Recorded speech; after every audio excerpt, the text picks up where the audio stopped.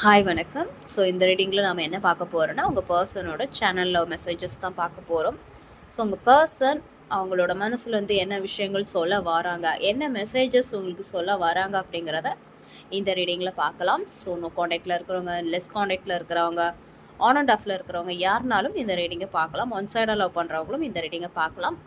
இது வந்து ஒரு டைம்லெஸ் ரீடிங். பொருந்தின விஷயத்தை மட்டும் எடுத்துக்கோங்க, பொருந்தாத விஷயத்த அப்படியே விட்டுடலாம். ஓகே. அண்ட் யாருக்காச்சும் பர்சனல் ரீடிங் வேணும்னா டிஸ்கிரிப்ஷனில் வந்து நம்பர் போட்டிருக்கேன், எனக்கு வாட்ஸ்அப் பண்ணுங்கள். எல்லாமே பெய்ட் கன்சல்டேஷன் தான், நீங்கள் பெய்ட் பண்ணி தான் ரீடிங் பார்க்குற மாதிரி இருக்கும். ஓகே. ஸோ ஃபர்ஸ்ட் உங்கள் பர்சனோட ஜஸ்ட் கரண்ட் ஃபீலிங் மட்டும் ஒரு செக் பண்ணிக்கலாம். உங்கள் பர்சனுக்கு கரண்ட் ஃபீலிங் எப்படி இருக்குது அப்படிங்கிறத டேரோட்டில் வந்து செக் பண்ணிக்கிட்டு நம்ம ஓரக்கல்ல பார்க்கலாம்.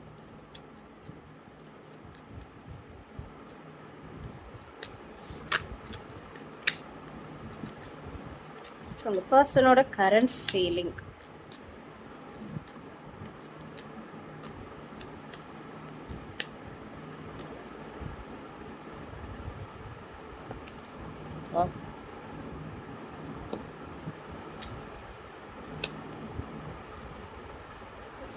ஸோ கரண்ட் ஃபீலிங் பார்க்கும்போது உங்கள் பர்சனுக்கு என்ன மாதிரியான ஒரு ஃபீலிங் இருக்குன்னா, உங்களை பற்றி நிறைய திங்க் பண்ணுறாங்க, உங்களை பற்றி நிறைய ட்ரீம் பண்ணுறாங்க.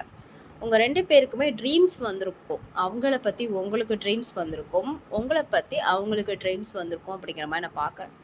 இந்த ரிலேஷன்ஷிப் பேஸ் பண்ணி அவங்க ரொம்ப பாசிட்டிவாக தான் இருக்காங்க.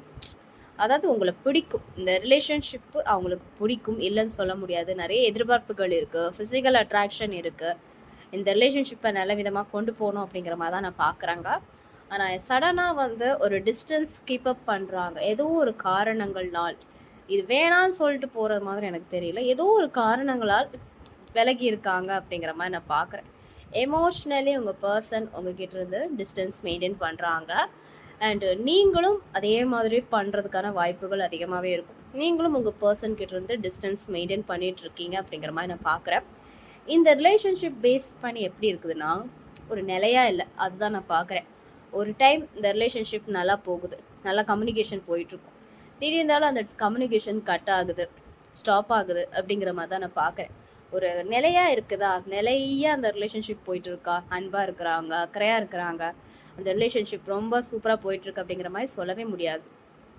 ஒரு டைம் ஒரு 15 நாள் இந்த ரிலேஷன்ஷிப் நல்லா போகும், அடுத்த 15 நாள் ஒரு நோ காண்டாக்டில் போயிடும், பேசவே மாட்டீங்க.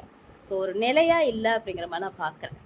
ஒரு தடுமாற்றம் இருக்குது, உங்கள் பர்சனுக்கும் இருக்குது, உங்களுக்கு கூட இருக்கலாம். உங்கள் பர்சனுக்கு ஒரு தடுமாற்றங்கள் இருக்கும். அந்த தடுமாற்றம் ஏன் ஏற்படுதுன்னா, உங்களை தவிர்த்து ஃபேமிலி இல்லை அதர் பர்சன், கரியர், அந்த ஒரு காரணத்தினால அந்த ஒரு பேலன்ஸ் பண்ண முடியல அப்படிங்கிற மாதிரி நான் பார்க்குறேன்.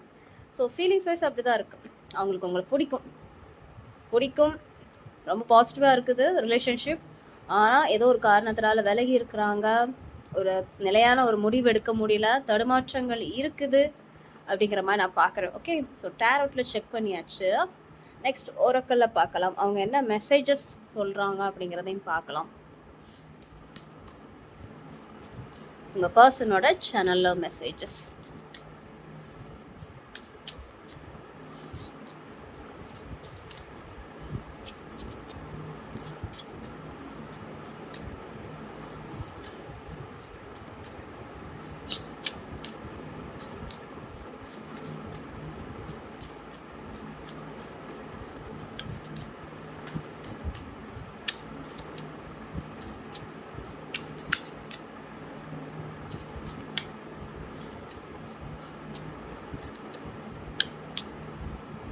ஸோ உங்கள் பர்சனோட சேனலில் மெசேஜஸ் என்ன சொல்ல வராங்க, will this pain ever stop? Okay. யாரோ கேட்குறீங்க, எனக்கு உங்கள் பர்சன் சைட்லேருந்து தான் லவ் மெசேஜஸ் வருது.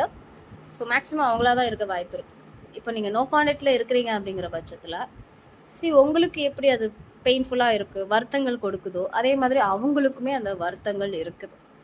இந்த வருத்தங்கள் எப்போ சேஞ்ச் ஆகும், இந்த காயங்கள், will this pain ever stop, இந்த ஒரு வலி, வேதனை, கஷ்டங்கள் எப்போ கம்மியாகும், எப்போ வந்து ஸ்டாப் ஆகும், எப்போ இது முடியும் அப்படிங்கிற மாதிரியான ஒரு கொஸ்டின்ஸ் தான் உங்கள் பர்சன் மனநிலையில் போயிட்டு இருக்குது. அவங்களுக்கு இந்த ரிலேஷன்ஷிப் பேஸ் பண்ணி ஒரு நிறைய காயங்கள், நிறைய வரி பண்ணுறாங்க, நிறைய வருத்தங்கள் இருக்குது அப்படிங்கிற மாதிரி நான் பார்க்குறேன். பர்சனல் லைஃப்லேயும் அவங்களுக்கு நிறைய பெயின்ஃபுல்லான சில விஷயங்கள் இருக்குது. போத் 2 சைட்லேயும் தான் நான் பார்க்குறேன். உங்களுக்கும் அதே மாதிரி தான் இருக்கும், அவங்களுக்கும் அதே மாதிரியான சில விஷயங்கள் இருக்கும். உங்களுக்கு தெரியாமல் இருக்கலாம், பட் அவங்க லைஃப்லேயும் வந்து இந்த மாதிரியான சில விஷயங்கள் இருக்குது, பெயின்ஃபுல்லான சில விஷயங்கள் இருக்குது அப்படிங்கிற மாதிரி நான் பார்க்குறேன் பர்சனல் லைஃப்பில் அண்ட் இந்த ரிலேஷன்ஷிப் பேஸ் பண்ணி. ஸோ இந்த பிரச்சனைகள்லாம் எப்போ முடியும், இந்த வலி காயங்கள்லாம் எப்போ முடியும் அப்படிங்கிற மாதிரியான ஒரு விஷயத்தை தான் உங்கள் பர்சன் எதிர்பார்த்துட்டு இருக்காங்க அப்படிங்கிற மாதிரி நான் பார்க்குறேன். I have to let you go to find myself. இப்போ என்னால் உன்னை நோக்கி வர முடியாது, ஏன்னா எனக்கு இப்போ உன்னை விட்டு கொஞ்சம் தூரமாக இருந்து எனக்கு என்ன தேவையோ, என் லைஃபுக்கு என்ன தேவையோ அதை நான் வந்து தேடணும். ஓகே, என் மனசை நான் தேடணும். என் மனசுக்கு என்ன தேவை, எனக்கு என்ன தேவை, என் ஃபேமிலிக்கு என்ன தேவை. ஸோ இந்த மாதிரியான சில விஷயங்களை வந்து நான் கண்டுபிடிக்கணும் அப்படிங்கிற மாதிரி அவங்க நினைக்கிறாங்க. இப்போ அவங்களுக்கு உங்கள் கூட டைம் ஸ்பெண்ட் பண்ண முடியாது. அதை தவிர்த்து அவங்க என்ன நினைக்கிறாங்கன்னா, இப்போ எனக்கு உங்ககிட்டருந்து கொஞ்சம் விலகி போய் என் வாழ்க்கையை நான் பார்க்கணும், எனக்கு என்ன தேவை அப்படிங்கிறத நான் ஃபஸ்ட்டு கண்டுபிடிக்கணும், நான் யார் அப்படிங்கிறத நான் கண்டுபிடிக்கணும், எனக்கு என்ன தான் தேவை, இந்த ரிலேஷன்ஷிப் தேவையா இல்லையா, எனக்கு எது பிடிக்கும், என் லைஃபுக்கு என்ன வேணும் அப்படிங்கிறத நான் கொஞ்சம் கண்டுபிடிக்கணும், என்னோடய பர்சனல் லைஃப்பை நான் பார்க்கணும், என் கரியரை பார்க்கணும், என் ஃபேமிலியை பார்க்கணும். இந்த மாதிரி ஒரு சில விஷயங்களை வந்து உங்கள் பர்சன் சொல்கிறாங்க அப்படிங்கிற மாதிரி இருக்குது. ஓகே, இப்போதைக்கு வெயிட் பண்ணாதீங்க அப்படிங்கிற மாதிரியான ஒரு மெசேஜ் சொல்லியிருக்காங்க. இது வந்து பாஸ்ட்டில் கூட இருந்திருக்கலாம். பாஸ்ட்டில் உங்கள் பர்சன் சொல்லியிருந்துருக்கலாம், வேணாம் வெயிட் பண்ணாத, எனக்காக வெயிட் பண்ணாத, உன் டைம் வேஸ்ட் பண்ணாத அப்படிங்கிற மாதிரியான ஒரு சில விஷயங்கள் அந்த மாதிரியான ஒரு சில விஷயங்கள் உங்கள் பர்சன் சொல்லியிருக்கலாம். இது பாஸ்ட் எனர்ஜியாக கூட இருக்கலாம், இல்லை கரண்டில் கூட இருந்திருக்கலாம். எனக்காக இப்போதைக்கு வெயிட் பண்ணாத ப்ளீஸ் அப்படிங்கிற மாதிரியான ஒரு மெசேஜ் தான் சொல்கிறாங்க. ஏன்னா நீங்கள் வெயிட் பண்ணுறது பார்த்தோம், நீங்கள் அவங்களுக்கு எஃபோர்ட் போடுறத பார்த்தோம், அவங்களுக்கு கஷ்டமாக இருக்கும் அப்படிங்கிற மாதிரி நான் பார்க்குறேன். அதனால தான் அவங்க கெஞ்சுறாங்க, don't wait for me please அப்படிங்கிற மாதிரியான ஒரு மெசேஜ். அது பாஸ்ட்லேயும் நடந்திருக்கலாம், இப்போவும் நடந்துட்டுருக்கலாம் அப்படிங்கிற மாதிரி நான் பார்க்குறேன். ஓகே,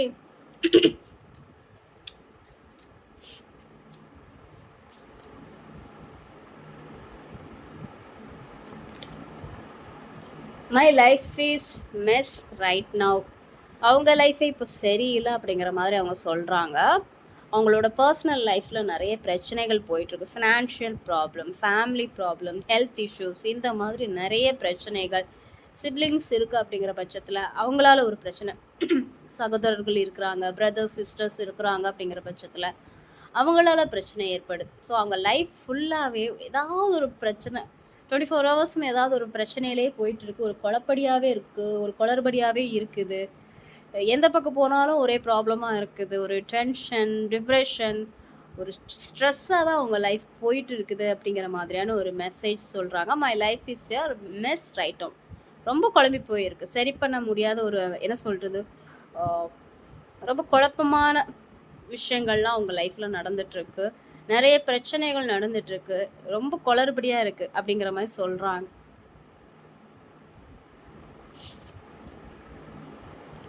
ஓகே, இது வெறும் வாய் வார்த்தை தான். Don't wait for me please அப்படிங்கிறலாம் சொல்கிறதெல்லாம் வெறும் வாய் வார்த்தை தான். இது என்னென்னா, 2 பக்கமும் நிற்காமல் இருக்கிறது. வேணும்னு சொல்கிறது இல்லை, வேணாலும் சொல்கிறது இல்லை, 2க்கும் இடையில நிற்கிறது தான் நான் பார்க்குறேன். ஏன்னா life without you is hopeless, dark and depressing. I miss your light. Okay, நீங்கள் இல்லாத வாழ்க்கை அவங்களுக்கு எப்படி இருக்குதுன்னா ரொம்ப இருட்டாக இருக்குது, ரொம்ப இருட்டாக இருக்குது. ஒரு நம்பிக்கையே இல்லை, நம்ம லைஃப் இப்படி தானா அப்படிங்கிற ஒரு தாட்ஸ் அவங்களுக்கு வந்துடுது. ஒரு நம்பிக்கை இல்லாத ஒரு இருளான ஒரு வாழ்க்கையை தான் அவங்க வாழ்ந்துட்டுருக்காங்க. நீங்கள் இல்லாத லைஃப் அப்படி தான் அவங்களுக்கு இருக்குது. ரொம்ப இருள் சூழ்ந்து ஒரு நம்பிக்கையே இல்லாத ஒரு வாழ்க்கையாக அவங்களுக்கு தெரியுது அப்படிங்கிற மாதிரி நான் பார்க்குறேன். அது வந்து அவங்கள டிப்ரெஷன் க்ரியேட் பண்ணுது. நீங்கள் அவங்க லைஃப்பில் இல்லை அப்படிங்கிற பட்சத்தில் அது அவங்களுக்கு ஒரு ஸ்ட்ரெஸ் ஏற்படுது, டிப்ரெஷனை ஏற்படுத்துது, ரொம்ப ஒரு மன வருத்தத்தை ஏற்படுத்துது அப்படிங்கிற மாதிரி நான் பார்க்குறேன். அண்ட் அவங்க ரொம்ப உங்களோட பாசிட்டிவான ஒரு வைப்ரேஷனை ரொம்ப மிஸ் பண்ணுறாங்க. மேபி நீங்கள் அவங்கக்கிட்ட ரொம்ப உண்மையாக நடந்திருக்கலாம், ரொம்ப குழந்தைத்தனமாக நடந்திருக்கலாம், ரொம்ப சைல்டிஷாக நடந்திருக்கலாம், ஒரு குழந்தைத்தனம் மாதிரி ஒரு ரொம்ப பியூராக நீங்கள் நடந்துருந்துருக்கலாம். ஸோ அந்த ஒரு பாசிட்டிவ் வைப்ரேஷன், அந்த லைட் இருக்குல்ல, அந்த லைட்டை அவங்க மிஸ் பண்ணுறாங்க அப்படிங்கிற மாதிரி நான் பார்க்குறேன்.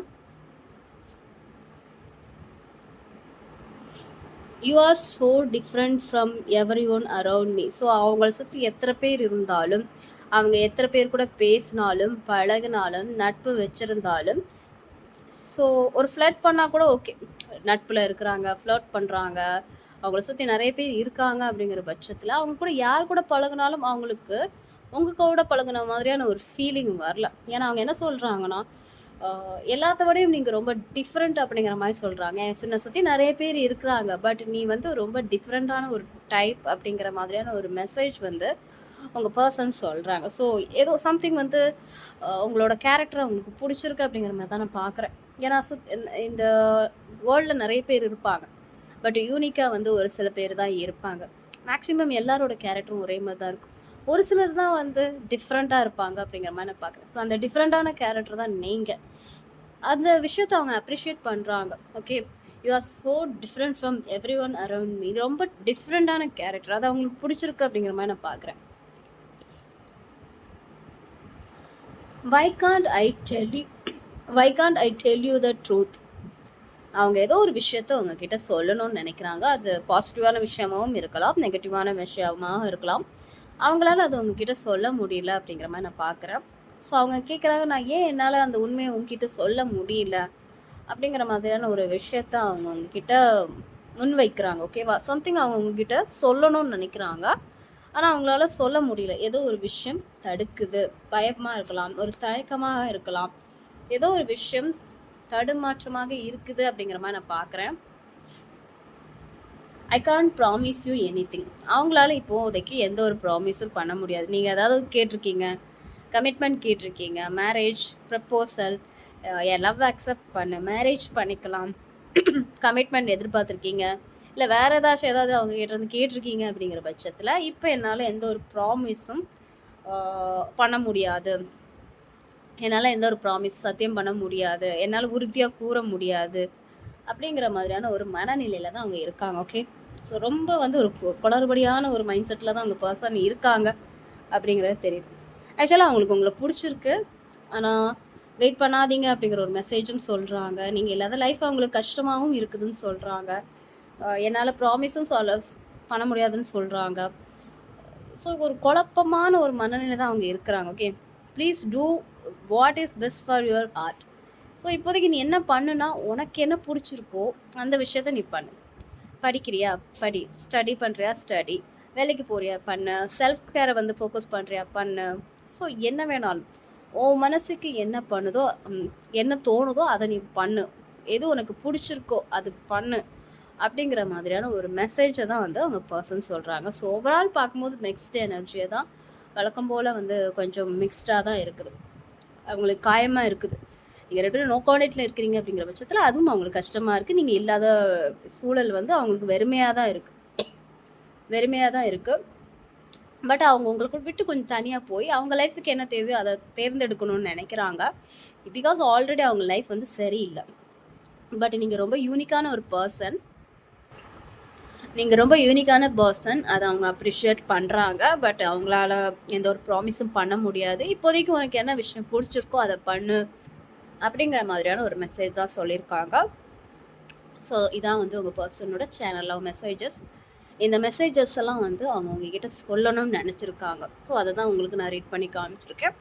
அண்ட் இது ஜென்ரல் ரீடிங். பொருந்தின விஷயத்த மட்டும் எடுத்துக்கோங்க, பொருந்தாத விஷயத்த விட்டுடலாம். யாருக்காச்சும் கிளாரிஃபிகேஷன் தேவை அப்படிங்கிற பட்சத்தில் பர்சனல் ரீடிங் எடுத்துக்கோங்க. என்கிட்டயா இருக்கட்டும், இல்லை வேறு யார்கிட்டயாச்சும் இருக்கட்டும், நீங்கள் பர்சனல் ரீடிங் எடுத்துக்கோங்க. ஓகே, ஸோ என்னை சப்போர்ட் பண்ணுற எல்லாருக்கும் ரொம்ப நன்றி. டேக் கேர், பாய்.